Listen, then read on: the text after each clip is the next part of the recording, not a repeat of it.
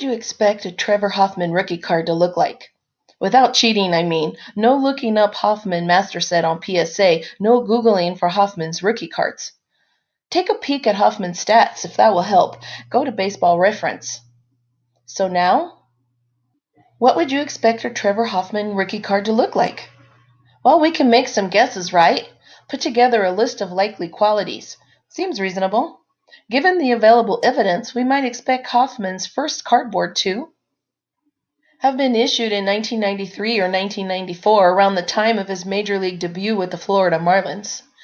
Show him with the Marlins or the San Diego Padres or possibly one of their minor league affiliates.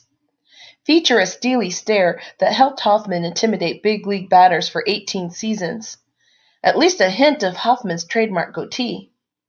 Intimidate with a muscular physique that struck out more than a batter per inning in the bigs.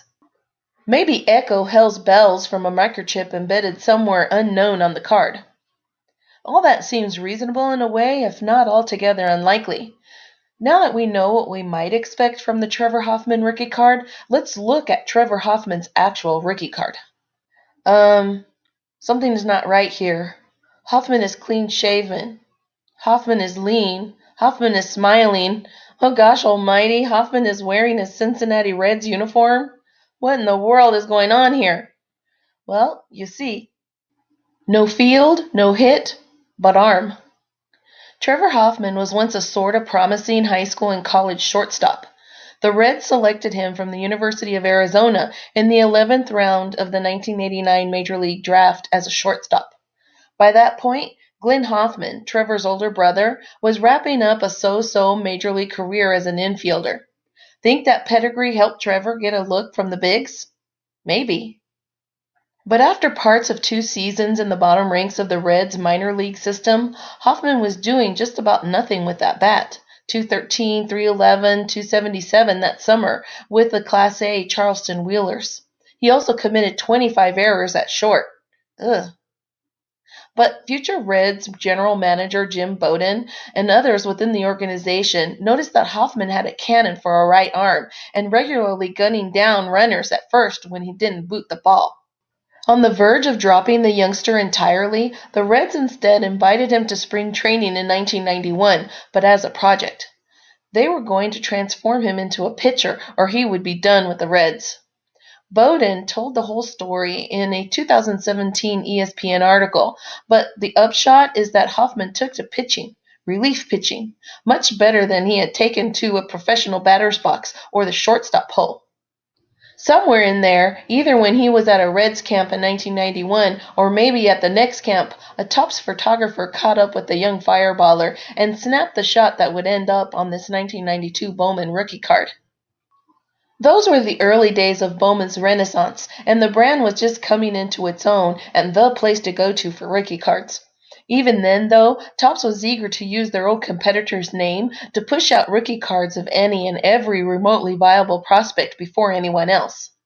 Given Hoffman's name and the success he had in 1991, 2-1, 1.89 ERA, 20 saves, 14.2 K per 9, it was probably a no-brainer to include him in the first White Stock Bowman set.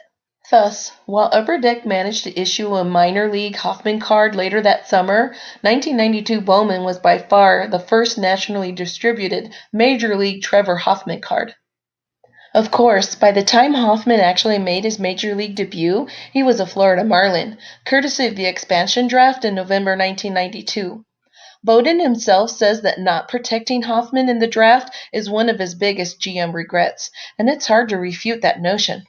But hey, the Reds were able to hang on to Tim Costo, so there's that. Anyway, the Marlins turned Hoffman, Andres Berumen, Jose Martinez, Rich Rodriguez, not that one, and Gary Sheffield in June 1993 trade with the San Diego Padres.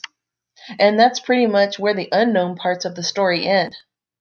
Hoffman became the Pods closer in 1994 and didn't relinquish that role until 2008, at which point the 40-year-old had nailed down 554 saves on the strength of a 2.78 ERA and nearly 10 K per 9.